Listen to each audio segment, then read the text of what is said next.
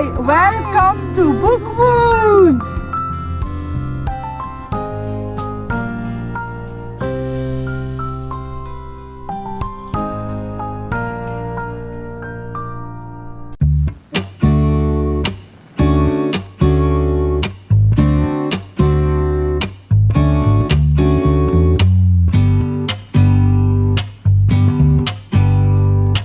Hi, I'm glad you chose to spend some time with me.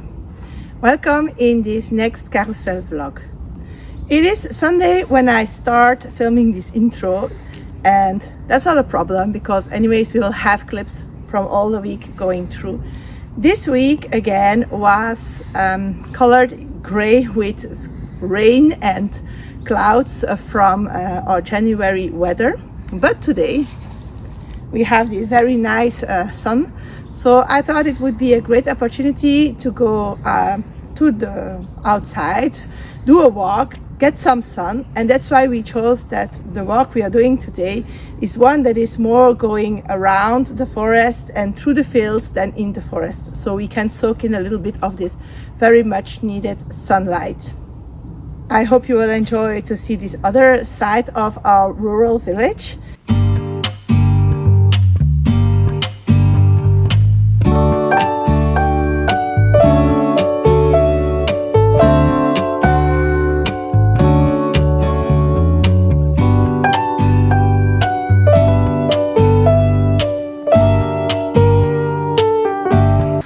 The first book that I want to talk to you about is Of Deeds Most Valiant, and I have been talking about that book for a while now. I think I started it not the week before but the week before that, and I can finally say I finished it. This is a book that I listened to in audio format. It is about 18 to 19 hours of listening time. And it is said in the information about it that this is a book that is part of a series of companion novels.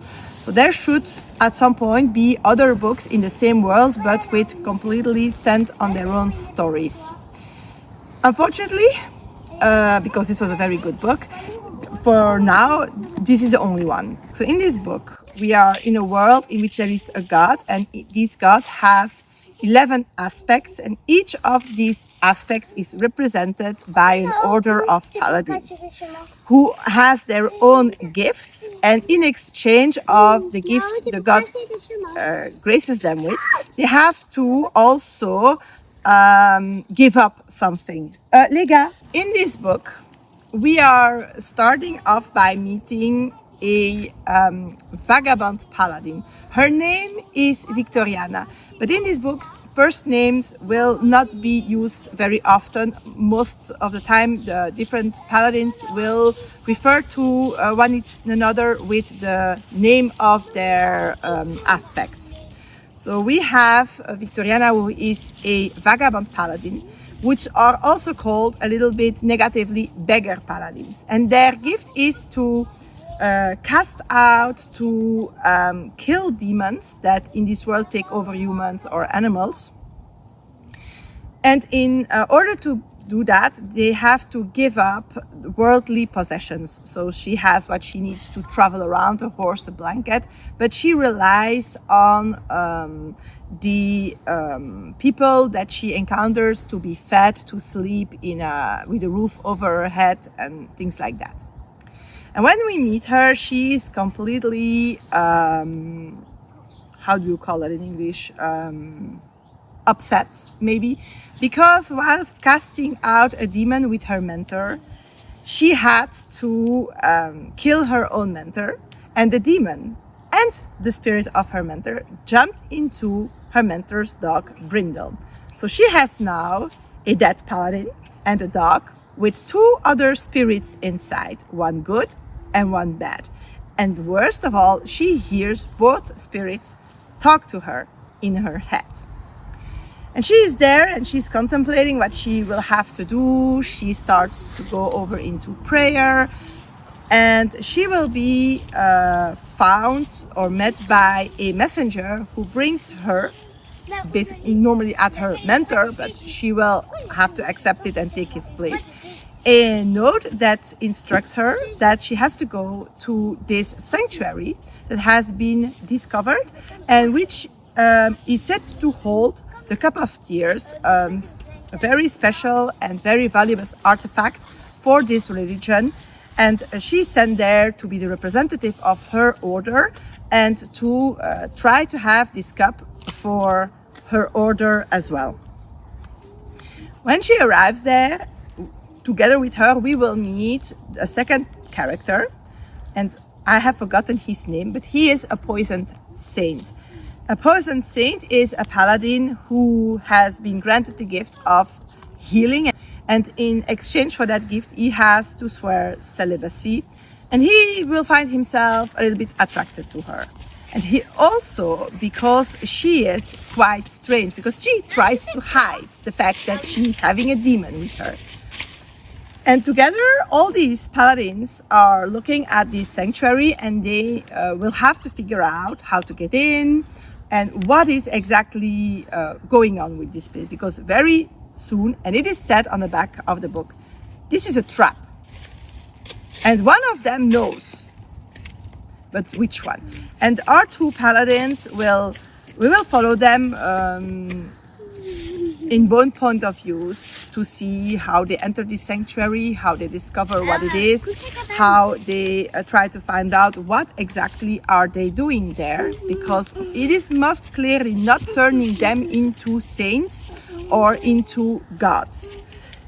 And they will also slowly find out that one of them at least is not what he appears to be. And a whole investigation will follow out of that. I thought this was very interesting because one, we are in this limited space that still keeps changing all the time. It's very much intertwined with the story, but it is making so that the story doesn't feel like very sedentary. I also really much enjoyed how the story falls out. It is not filled with high emotional stuff or big rushes, or not to me. I felt it was quite, let's say, even in the emotional side of things. But then it still had the story going into unexpected ways. The two characters really talk, we are really in their head, so we have their ideas on the situation, and that may also be like, oh, did I just see that happen? And which makes it quite interesting to listen to. It is not like flatly told. And also some situations we will have the point of view of one, and then we will have the point of view of the other of the same moment, which is also, I think, very interesting. Of course, there will be, it is a romantasy, so of course there will be a attraction, a love attraction building up between both saints we are following, but it is in a very calm and very thoughtful way. It is not filled with allusions or things like that, and they appreciate each other really for who they are and not for what they think they represent. And I must say that the let's say conclusion of all this romantic subplot is also kept to the end, so it does not really affect the story within. And I feel that the conclusion of this book is quite unexpected and expected in the same time, but also very right. I really enjoyed it. I really loved the aspect that it was really in the head of someone, that you had all the thoughts of it instead of the description of all the actions. And I really hope that there will be more books in this universe, because I think it will be interesting to learn more about the other sainthoods as well.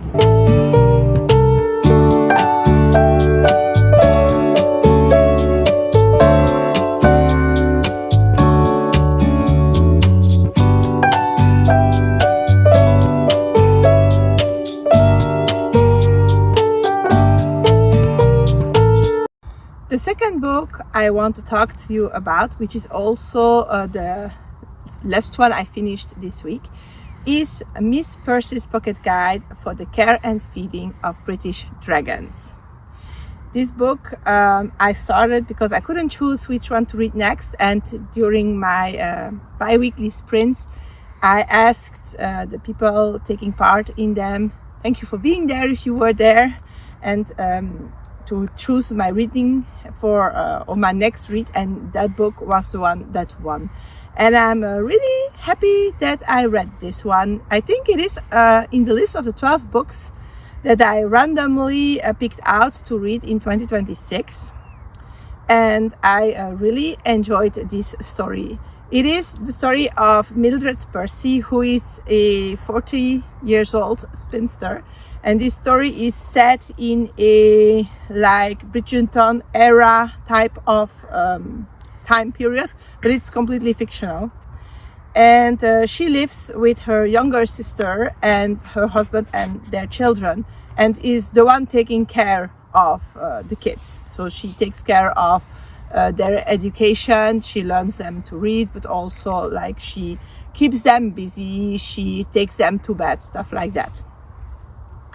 And one day she receives a letter explaining that she has an heritage from a great uncle, and that she will be contacted.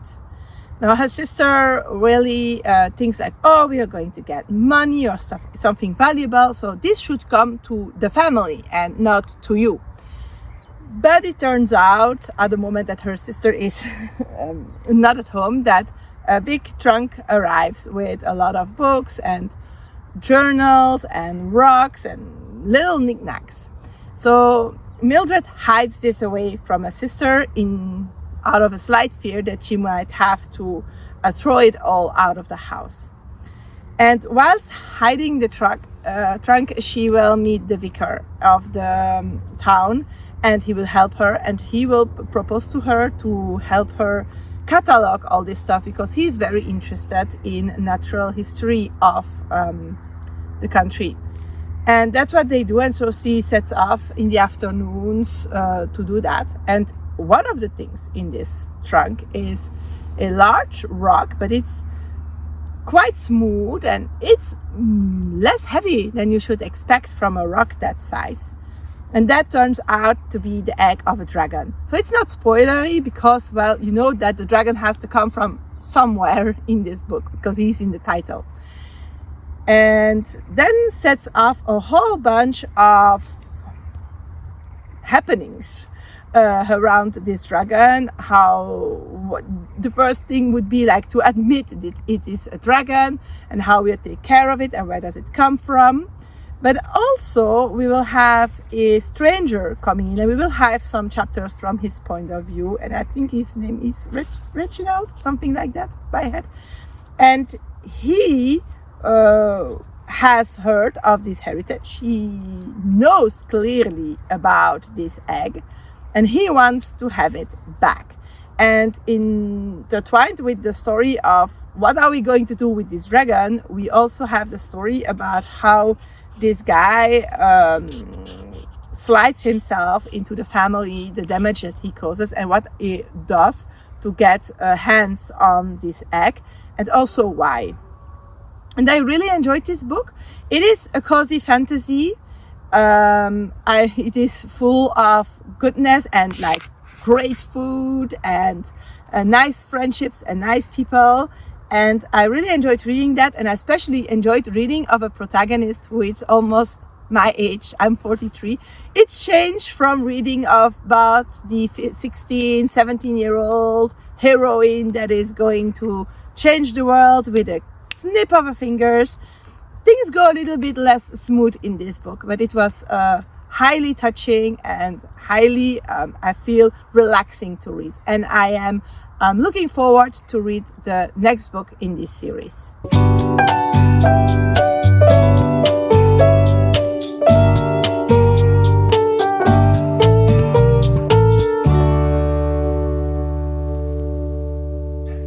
The light lingers a little longer in the mornings, evenings feel softer. There's a quiet sense that while winter hasn't released its wool just yet, warmth is slowly finding its way back in. February is a month of comfort, connection, and shared stories.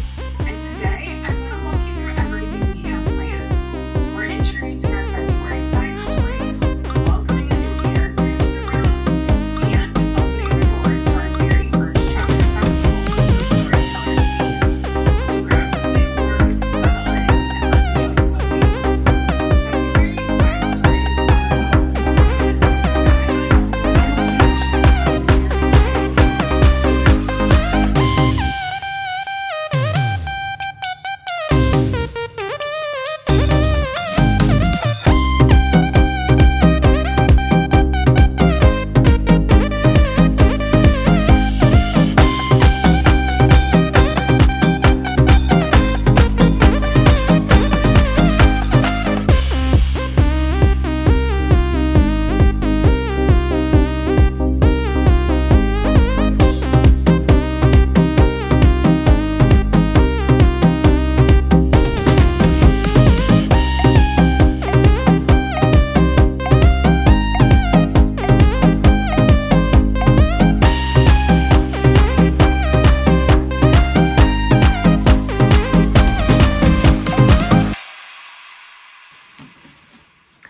Last week I finished This Poisoned Heart by Kalynn Bayron, and I had a great time with it, so I'm here to tell you about it.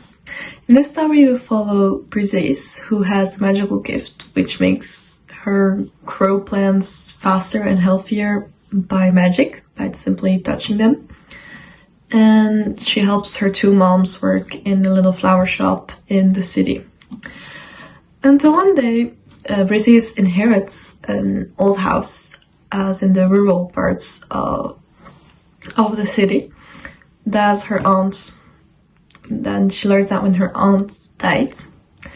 So they decided to go and see if they want to live there, because they're just very into the city and all those plans kind of scare Percy's moms, to see how it will all go with her powers. And they go there and they find out that the house hides a lot of stuff related to Percy's ancestors, and maybe that house also hides something dangerous. This story really makes me think of The Little Garden by Frances Hodgson Burnett, which is one of my favorite stories of all time. And it really gives this a more magical touch with more stakes. The only complaint I do have about this book is the pacing of it. And sometimes it's really fast and other times it's really slow, and sometimes it just feels off. Well, not the story is great, it's very fun. The bonds between the characters that Percy has with her moms or with her friends is very beautiful, it's very fun. So yeah, very nice read. Time to wrap up the vlog for this week. We didn't do much. I finished 2 books. Tilia finished one she really wanted to talk to you about, so you have seen that. And since we still have this gray weather, most of the week we have spent some time catching up with our once upon a year reading journal and readathon related activities. We did film a few clips of that, as you have seen, but of course the full January vlog for that will come later. But before leaving you, I also wanted to show you 3 books that I just realized I never showed you. So the first 2 are the ones that I got for the New Year's books. And it is, the first one is this one. It is from the Forbidden Tales, which is a Canadian series of retellings of very famous fairy tales or stories. I have read Peter Pan from that, and I've read, I think it is a Snow White from that. I think I should check, but at least I read 2 that I'm sure. And my husband picked for me for my New Year's book the one about the Little Mermaid. This book is one that I think will be very interesting. All these books are horror, and they are quite disrupting. And this one might be extra because there is children involved, but I'm still looking forward to reading that. And then the next one I got for my New Year's read is this one, and it is called L'Héritier des Fées, and it's by Estelle Fay. And this is a French-only book. It is a book that caught my eye when we went to the bookstore for two reasons. One, it is stunning, and look at the edges. The other one is also... this is a young adult one. But what also really caught my interest is that this book is set in the period that we speak of the Catars in the French Pyrenees, which is a mountain chain between Spain and France, if you never heard of it. And I have spent a lot of summers in that region. And this book is not only telling about a part of its history, so it is a historical fiction, but it's also relying on local legends and myths and beliefs, which I don't know very well. So I'm very curious to read about those as well. And a little bit later, we passed the bookstore again, and we did something we rarely do. We go in.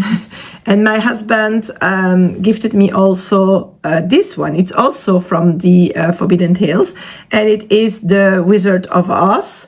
And it is, again, horror, and it has to do with a serial killer. And I'm also very curious to read this one. So I thought I would take advantage of this vlog period in which we do less to talk a little bit more about the books that I'm having lying around. And I'm hoping that in next week's vlog, I can go through all the books that are lying around. Most of them are all books we bought last year, or books that I've got from book boxes, and to see if there are books of those that I'm not longer interested in, or that turned out not to be what I expected them after more looking them up on Goodreads, for example. So I will try to include that in my next week's vlog. See you soon!